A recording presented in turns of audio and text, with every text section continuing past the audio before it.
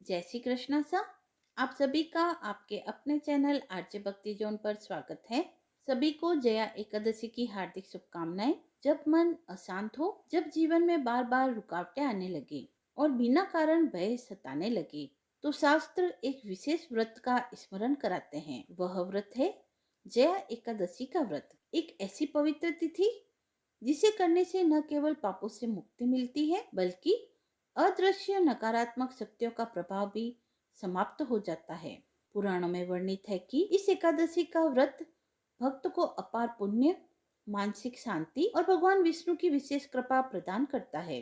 तो आखिर जया एकादशी का व्रत क्यों किया जाता है? इस व्रत को करने के पीछे की अद्भुत कथा क्या है? तो आखिर जया एकादशी का व्रत क्यों किया जाता है? इस व्रत को करने के पीछे की अद्भुत कथा क्या है? चलिए इस पावन रहस्य को समझते हैं व कथा को प्रारंभ करते हैं। युधिष्ठिर ने कहा, भगवान, आपने माघ मास कृष्ण पक्ष की षटतिला एकादशी का वर्णन किया। अब कृपा करके यह बतलाइए कि शुक्ल पक्ष में कौन सी एकादशी होती है, उसकी विधि क्या है तथा उसमें किस देवता का पूजन किया जाता है। भगवान श्री कृष्ण बोले, राजेंद्र, मैं तुम्हें बताता हूँ, सुनो। माघ मास के शुक्ल पक्ष में जो एकादशी होती है, उसका नाम जया है। वह सब पापों को हरने वाली उत्तम तिथि है। पवित्र होने के साथ ही पापों का नाश करने वाली है तथा मनुष्य को भोग और मोक्ष प्रदान करने वाली है। इतना ही नहीं, वह ब्रह्म हत्या जैसे पाप तथा पिशाच तत्व का भी विनाश करने वाली है। इसका व्रत करने पर मनुष्य को कभी प्रेत योनि में नहीं जाना पड़ता। इसलिए राजन, प्रयत्न पूर्वक जया नाम की एकादशी का व्रत अवश्य करना चाहिए। मैं तुम्हें इसके संबंध में एक कथा सुनाता हूँ, ध्यान पूर्वक सुनो। एक समय की बात है, स्वर्गलोक में देवराज इंद्र राज्य करते थे। देवगण पारिजात वृक्षों से भरे हुए नंदन वन में अप्सराओं के साथ विहार कर रहे थे। 50 करोड़ गंधर्वों के नायक देवराज इंद्र ने स्वेच्छा अनुसार वन में विहार करते हुए बड़े हर्ष के साथ नृत्य का आयोजन किया। उनमें गंधर्व गायन कर रहे थे, जिनमें पुष्पदंत, चित्रसेन तथा उसका पुत्र, ये 3 प्रधान थे। चित्रसेन की स्त्री का नाम मालिनी था। मालिनी से एक कन्या उत्पन्न हुई थी जो पुष्पवंती के नाम से विख्यात थी। पुष्पदंत गंधर्व के एक पुत्र था जिसको लोग माल्यवान कहते थे। माल्यवान पुष्पवंती के रूप पर अत्यंत मोहित था। ये दोनों भी इंद्र के दरबार में नृत्य करने के लिए आए थे। इन दोनों का गायन हो रहा था। इनके साथ अप्सराएं भी थी। परस्पर अनुराग के कारण ये दोनों मोह के वशीभूत हो गए। चित्त में भ्रांति आ गई, इसलिए वे शुद्ध गायन न गा सके। कभी ताल भंग हो जाता और कभी गीत बंद हो जाता था। इंद्र ने इस प्रमाद पर विचार किया और इसमें अपना अपमान समझकर वे कुपित हो गए। अतः इन दोनों को श्राप देते हुए बोले, ओ मूर्खों, तुम दोनों को धिक्कार है। तुम लोग पतित और मेरी आज्ञा भंग करने वाले हो।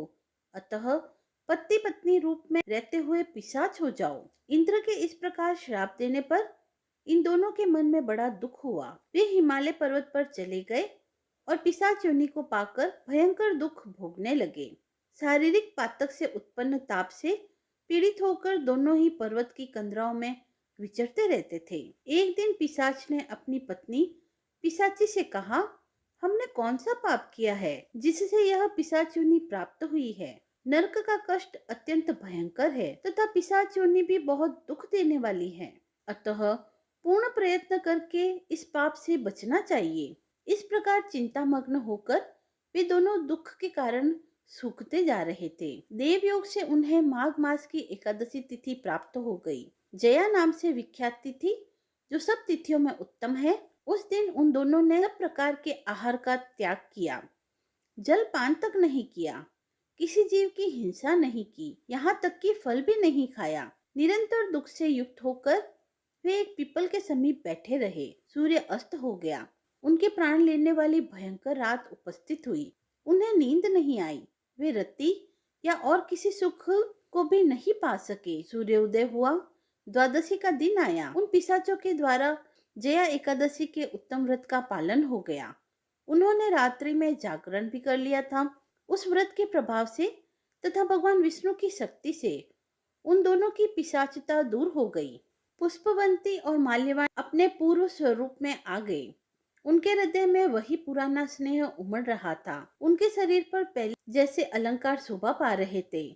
वे दोनों मनोहर रूप धारण करके विमान पर बैठकर स्वर्गलोक की ओर चल पड़े। वहां देवराज इंद्र के सामने जाकर दोनों ने बड़ी प्रसन्नता के साथ उन्हें प्रणाम किया। उन्हें इस रूप में उपस्थित देखकर इंद्र को बड़ा विस्मय हुआ। उन्होंने पूछा, बताओ, किस पुण्य के प्रभाव से तुम दोनों का पिशाच योनि से छुटकारा हुआ है? तुम मेरे श्राप को प्राप्त हो चुके थे, फिर किस देव ने तुम्हें उससे छुटकारा दिलाया है? माल्यवान बोला, स्वामी, भगवान वासुदेव की कृपा तथा जया एकादशी के व्रत से हमारी पिशाचता दूर हुई है। इंद्र ने कहा, तो अब तुम दोनों मेरे कहने से सुधापान करो। जो लोग एकादशी के व्रत में तत्पर और भगवान श्री कृष्ण के शरणागत होते हैं, वे हमारे भी पूजनीय हैं। भगवान श्री कृष्ण कहते हैं, राजन, इस कारण एकादशी का व्रत करना चाहिए। नृपश्रेष्ठ, जया एकादशी ब्रह्म हत्या का पाप भी दूर करने वाली है। जिसने जया एकादशी का व्रत किया है, उसने सब प्रकार के दान दे दिए और संपूर्ण यज्ञों का अनुष्ठान कर लिया। इस एकादशी के महात्म्य को पढ़ने और सुनने से अग्निष्टोम यज्ञ का फल प्राप्त होता है। तो हे राजन, आप भी इस व्रत को अवश्य करें। जय श्री कृष्ण सा। आप सभी का मेरे चैनल पर स्वागत है। आइए सुनते हैं ग्यारस माता की कथा। युधिष्ठिर ने पूछा, भगवान, पुण्यमयी एकादशी तिथि कैसे उत्पन्न हुई? इस संसार में क्यों पवित्र मानी गई तथा देवताओं को यह कैसे प्रिय हुई? श्री भगवान बोले, कुंती नंदन, प्राचीन समय की बात है। सतयुग में मुर नामक दानव रहता था। वह बहुत ही अद्भुत, अत्यंत रौद्र तथा संपूर्ण देवताओं के लिए भयानक था। उस काल रूपधारी दुरात्मा महासुर ने इंद्र को भी जीत लिया था। संपूर्ण देवता उससे परास्त होकर स्वर्ग से निकाले जा चुके थे और संकित तथा भयभीत होकर पृथ्वी पर विचरा करते थे। एक दिन सब देवता महादेव जी के पास गए। वहां इंद्र ने भगवान शिव के आगे सारा वृतांत सुनाया। इंद्र बोले, महेश्वर, ये देवता स्वर्गलोक से भ्रष्ट होकर पृथ्वी पर विचर रहे हैं। मनुष्यों में रहकर इनकी शोभा नहीं होती। देव, कोई उपाय बतलाइए। देवता किसका सहारा लें? महादेव जी ने कहा, देवराज, जहाँ सबको शरण देने वाले, सबकी रक्षा में तत्पर रहने वाले जगत के स्वामी भगवान गरुड़ ध्वज विराजमान हैं, वहां जाओ, वे तुम लोगों की रक्षा करेंगे। भगवान श्री कृष्ण कहते हैं, युधिष्ठिर महादेव जी की बात सुनकर परम बुद्धिमान देवराज इंद्र संपूर्ण देवताओं के साथ वहां गए। भगवान गदाधर क्षीर सागर के जल में सो रहे थे। उनका दर्शन करके इंद्र ने हाथ जोड़कर उनकी स्तुति प्रारंभ की। बोले, देव देवेश्वर, आपको नमस्कार है। देवता और दानव दोनों ही आपकी वंदना करते हैं। मधुसूदन, हम लोगों की रक्षा कीजिए। जगन्नाथ, संपूर्ण देवता मूर नामक दानव से भयभीत होकर आपकी शरण में आए हैं। भक्तवत्सल, हमें बचाइए। देव देवेश्वर, हमें बचाइए। जनार्दन, हमारी रक्षा कीजिए, रक्षा कीजिए। दानों का विनाश करने वाले कमल नयन, हमारी रक्षा कीजिए। प्रभु, हम सब लोग आपके समीप आए हैं, आपकी ही शरण में आ पड़े हैं। भगवान, शरण में आए हुए देवताओं की सहायता कीजिए। देव, आप ही पति, आप ही कर्ता और आप ही कारण हैं। आप ही सब लोगों की माता और आप ही इस जगत के पिता हैं। भगवान, देव देवेश्वर, शरणागत वत्सल, देवता भयभीत होकर आपकी शरण में आए हैं। प्रभु, अत्यंत उग्र स्वभाव वाले महाबली मूर नामक दैत्य ने संपूर्ण देवताओं को जीतकर इन्हें स्वर्ग से निकाल दिया है। इंद्र की बात सुनकर भगवान विष्णु बोले, देवराज, वह दानव कैसा है? उसका रूप और बल कैसा है तथा उस दुष्ट के रहने का स्थान कहाँ है? इंद्र बोले, देव देवेश्वर, पूर्व काल में ब्रह्मा जी के वंश में तालजंग नामक एक महान असुर उत्पन्न हुआ था, जो अत्यंत भयंकर था। उसका पुत्र मूढ़ दानव के नाम से विख्यात हुआ। वह भी अत्यंत उत्कट, महापराक्रमी और देवताओं के लिए भयंकर है। चंद्रावती नाम से प्रसिद्ध एक नगरी है, उसी में स्थान बनाकर वह निवास करता है। उस दैत्य ने समस्त देवताओं को परास्त करके स्वर्गलोक से बाहर कर दिया है। उसने एक दूसरे ही इंद्र को स्वर्ग के सिंहासन पर बैठाया है। अग्नि, चंद्रमा, सूर्य, वायु तथा वरुण भी उसने दूसरे ही बनाए हैं। जनार्दन, मैं सच्ची बात बता रहा हूँ, उसने सब कोई दूसरे ही कर लिए हैं। देवताओं को तो उसने प्रत्येक स्थान से वंचित कर दिया है। इंद्र का कथन सुनकर भगवान जनार्दन को बड़ा क्रोध आया। वे देवताओं को साथ लेकर चंद्रावतीपुरी में गए। देवताओं ने देखा दैत्यराज बारंबार गर्जना कर रहा है। उससे परास्त होकर संपूर्ण देवता दसों दिशाओं में भाग गए। अब वह दानव भगवान विष्णु को देखकर बोला, खड़ा रह, खड़ा रह। उसकी ललकार सुनकर भगवान के नेत्र क्रोध से लाल हो गए। वे बोले, अरे दुराचारी दानव, मेरी इस भुजाओं को देख। यह कहकर विष्णु भगवान ने अपने दिव्य बाणों से सामने आए हुए दुष्ट दानवों को मारना आरंभ किया। दानव भय से विलव हो उठे। पांडुनंदन, तत्पश्चात श्री विष्णु ने दैत्य सेना पर चक्र का प्रहार किया।